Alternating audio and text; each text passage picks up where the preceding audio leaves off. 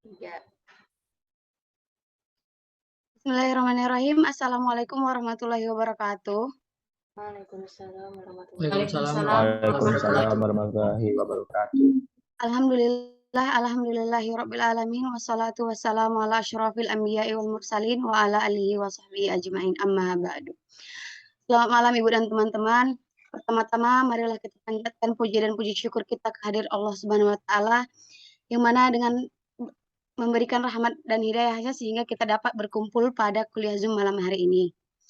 Selawat berangkaikan salam tak lupa kita hadiahkan kepada baginda besar Nabi Muhammad Sallallahu Alaihi Wasallam dengan mengucapkan Allahumma sholli ala Sayyidina Muhammad wa ala ali Sayyidina Muhammad, di mana dengan mengucapkan kalimat syahadat tersebut kita dapat mendapatkan syafaatnya di yaumil mahsyar nanti. Amin amin ya rabbal alamin. Sebelumnya perkenalkan saya Fatimah Siregar yang akan bertugas sebagai moderator dan akan memimpin jalannya diskusi kita pada malam hari ini. Adapun topik yang akan kami bahas adalah observasi usaha kecil. Untuk mempersingkat waktu, marilah materi kita akan dibacakan oleh rekan-rekan saya yaitu Fauzia, Fatima, Japa Meta Putri Utari, Claudia Putri Ananda, Jundari Akbar, dan Ziki Jamianto Sandra. Untuk materi yang pertama, yaitu pengertian usaha kecil, akan dijelaskan oleh Saudari Fauzia. Kepada Saudari Fauzia, dipersilahkan. Baik, terima kasih saya ucapkan kepada moderator. Baiklah, Ibu dan teman-teman semua, untuk materi pertama yaitu mengenai pengertian usaha kecil. Nah, usaha kecil itu apa sih? Usaha kecil adalah usaha yang pemiliknya mempunyai jalur komunikasi langsung dengan kegiatan operasi dan juga dengan sebagian besar tenaga kerja yang ada dalam kegiatan usaha tersebut. Dan biasanya hanya mempekerjakan tidak lebih dari 50 orang. Nah, apa saja ciri-ciri usaha kecil tersebut? Yang pertama, manajemen tergantung kepada pemilik. Berdasarkan pasar yang telah kami survei, mayoritas untuk manajemen tidak bergantung pada siapapun, melainkan bergantung pada pemilik usaha yang bersangkutan. Contohnya, dalam pengelolaan keuangan, hanya pemilik langsung yang mengelola tanpa adanya manajer keuangan yang khusus mengelola keuangan usaha.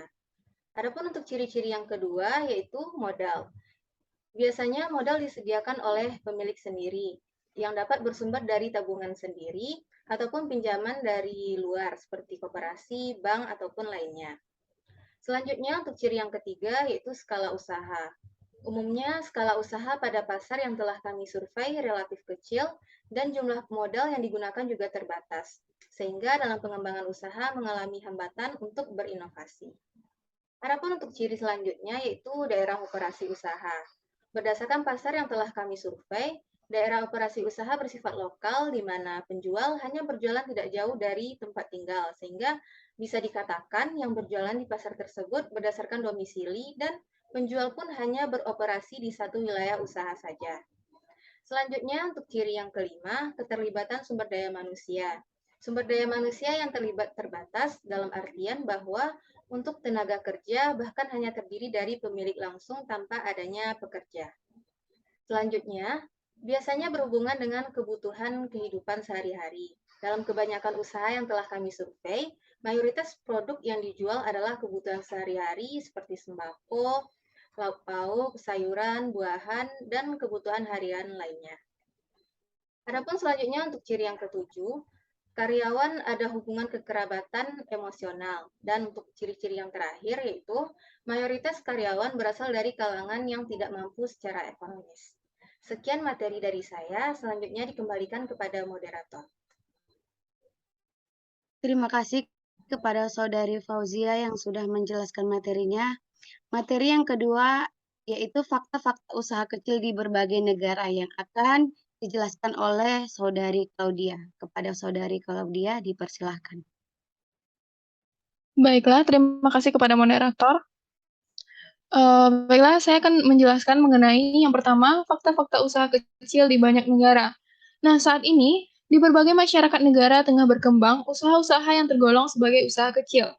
Fakta ini menunjukkan bahwa usaha kecil merupakan mayoritas dari kegiatan masyarakat yang memberikan kontribusi yang signifikan pada 2 buku 4 penciptaan pendapatan penduduknya.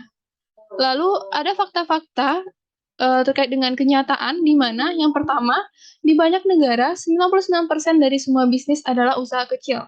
Yang kedua, 40% pekerja bekerja di sektor usaha kecil. Lalu yang ketiga yaitu terdapat 40% dari volume bisnis di banyak negara dilakukan oleh usaha kecil. Selanjutnya, 35% dari pekerjaan baru dihasilkan oleh sektor usaha kecil. Lalu ada 50% dari usaha kecil gagal pada 2 tahun pertama. Selanjutnya, usaha kecil menampung porsi terbesar pegawai dalam industri retail, grosir, dan juga jasa. Usaha kecil menyumbang bagian terbesar dari penjualan di sektor manufaktur. Manajemen yang buruk adalah penyebab terbesar kegagalan usaha kecil. Lalu yang terakhir, di hampir semua negara, usaha kecil adalah tempat lahirnya kewirausahaan.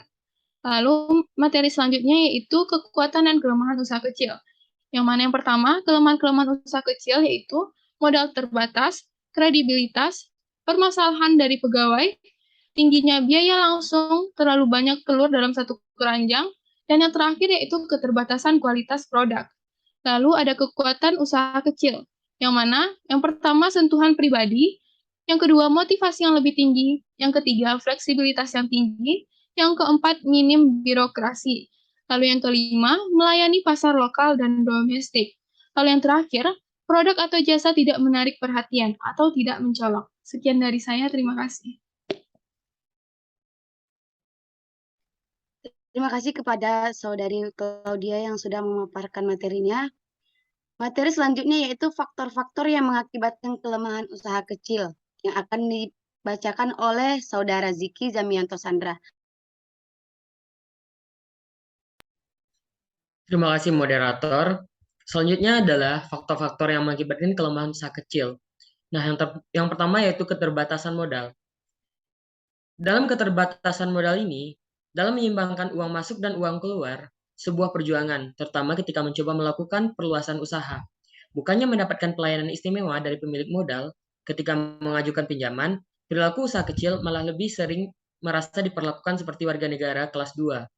Perusahaan kecil tidak dapat menggunakan sistem kredit sebagai cara menjual semudah yang dilakukan perusahaan besar. Selain itu, kebanyakan usaha kecil memiliki masalah untuk tetap bertahan selama periode menunggu produk mereka dapat diterima pasar. Yang kedua yaitu permasalahan kepegawaian. Dalam permasalahan ini, kepegawaian usaha kecil tidak mampu membayar gaji yang besar, serta menyediakan kesempatan dan status yang biasanya terdapat pada perusahaan besar. Pemilik usaha kecil harus berkonsentrasi pada permasalahan sehari-hari dalam menjalankan bisnis dan biasanya memiliki sedikit waktu untuk memikirkan tujuan atau rencana jangka panjang. Selanjutnya, biaya langsung yang tinggi.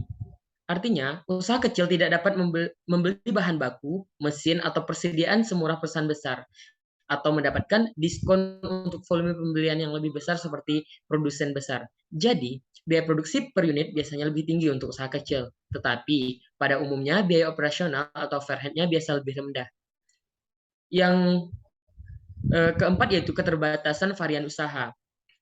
Sebuah perusahaan besar yang memiliki banyak sektor usaha dapat saja mengalami hambatan di salah satu usahanya, tapi mereka tetap kuat. Hal ini tidak berlaku bagi usaha kecil yang hanya memiliki sedikit produk. Selain itu, usaha kecil sangat rentan jika produk baru mereka tidak laku atau jika salah satu pasarnya terkena resesi, atau jika produk lamanya tiba-tiba menjadi ketinggalan zaman. Yang terakhir yaitu rendahnya kredibilitas masyarakat menerima produk dari perusahaan besar. Karena namanya dikenal dan biasanya dipercaya. Mungkin itu saja yang dapat saya sampaikan. Dikembalikan kepada moderator. Terima kasih kepada Saudara Ziki atas penjelasannya.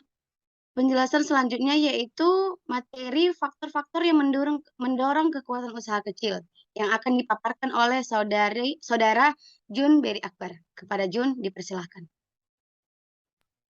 Baik, terima kasih saya ucapkan kepada moderator.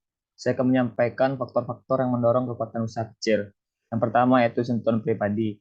Pelanggan seringkali membayar harga yang lebih mahal untuk perhatian pribadi. Bahkan pada banyak industri, di mana perbedaan produk dan harganya tipis. Faktor kehadiran manusia menjadi kekuatan utama dalam menghadapi persaingan. Yang kedua yaitu motivasi lebih tinggi. Manajemen kunci usaha kecil biasanya terdiri atas pemilik. Konsekuensinya, bekerja keras lebih lama dan memiliki lebih banyak keterlibatan personal. laba dan rugi memiliki lebih banyak keterlibatan. Laba dan rugi memiliki lebih banyak arti bagi mereka daripada gaji dan bonus yang diperoleh para pegawai perusahaan besar. Yang ketiga yaitu fleksibilitas lebih tinggi. Itu sebuah usaha kecil memiliki fleksibilitas sebagai keunggulan kompetitif utama. Sebuah perusahaan besar tidak dapat menutup sebuah pabrik tanpa perlawanan dari organisasi buruh atau menaikkan harga tanpa intervensi dari pemerintah. Namun usaha kecil dapat bereaksi lebih cepat terhadap perubahan persaingan. Sebuah usaha kecil memiliki jalur komunikasi yang lebih pendek, lingkup produknya sempit, pasar terbatas, serta pabrik dan gudangnya dekat. Ia dapat dengan cepat mencium masalah dan memperbaikinya. Yang keempat itu kurangnya birokrasi. Para eksekutif perusahaan besar seringkali kesulitan memahami gambaran besar suatu persoalan. Hal ini menyebabkan terjadinya inefisiensi dalam usaha kecil. Seluruh permasalahan dapat mudah dimengerti, keputusan dapat cepat dibuat, dan hasilnya dapat segera diperiksa dengan mudah. Yang terakhir yaitu tidak menyolok, karena tidak terlalu diperhatikan. Perusahaan baru dapat mencoba taktik penjualan yang baru atau memperkenalkan produk tanpa menarik perhatian atau perlawanan yang berlebihan. Perusahaan yang besar senantiasa berhadapan dengan perang proksi. Mereka juga kurang fleksibel dan sulit melakukan perubahan dan restrukturisasi. Baik, sekian yang dapat saya sampaikan. Saya kembalikan kepada moderator. Terima kasih atas penjelasannya. Materi selanjutnya yaitu hasil observasi yang akan dipaparkan oleh Japa. Kepada Saudari Japa, dipersilahkan. Terima kasih pada moderator. Baiklah, di sini saya akan menyampaikan hasil observasi yang sudah kami lakukan pada usaha kecil di pasar tradisional. Manajemen usaha kecil jauh berbeda dengan manajemen organisasi bisnis pada umumnya. Sebagai sebuah organisasi bisnis, keseluruhan fungsi manajemen sebaiknya dijalankan dengan mempertimbangkan jenis dan skala bisnis dari usaha yang dilakukan. Jadi, manajemen usaha kecil tidak jauh berbeda dengan manajemen perusahaan pada umumnya. Hanya saja, jenis dan skala bisnis dari usaha yang dijalankan menyebabkan dalam beberapa hal manajemen usaha tidak sama dengan manajemen perusahaan pada umumnya atau yang berskala menengah dan besar. Karena skala usaha bisnisnya lebih kecil. Justru pengelolaan sumber daya organisasi bisnis dari usaha kecil menjadi lebih sederhana dan mudah dikelola, sehingga fungsi-fungsi operasional dari manajemen usaha kecil lebih mudah direncanakan dan dikendalikan. Akan tetapi, karena sumber daya organisasi yang dikelola relatif kecil, maka jenis usaha yang dipilih juga perlu dipertimbangkan agar sesuai dengan kemampuan sumber daya organisasi. Paling tidak ada beberapa faktor yang perlu dimiliki oleh mereka yang menjalankan atau melakukan manajemen usaha kecil. Faktor-faktor tersebut adalah entrepreneurship, profesional, inovatif, keluasan jaringan usaha, dan kemampuan adaptif. Dan kami melakukan observasi di pasar tradisional. Salah satu pasar yang sudah kami survei yaitu Pasar Alai, Kecamatan Padang Utara. Di mana di sana berdasarkan hasil survei yang kami lakukan, di Pasar Alai mayoritas pedagangnya adalah pedagang usaha kecil seperti usaha pecah belah, usaha santan, rempah-rempah, lauk pauk, dan lain sebagainya. Sekian dari saya, dikembalikan pada moderator.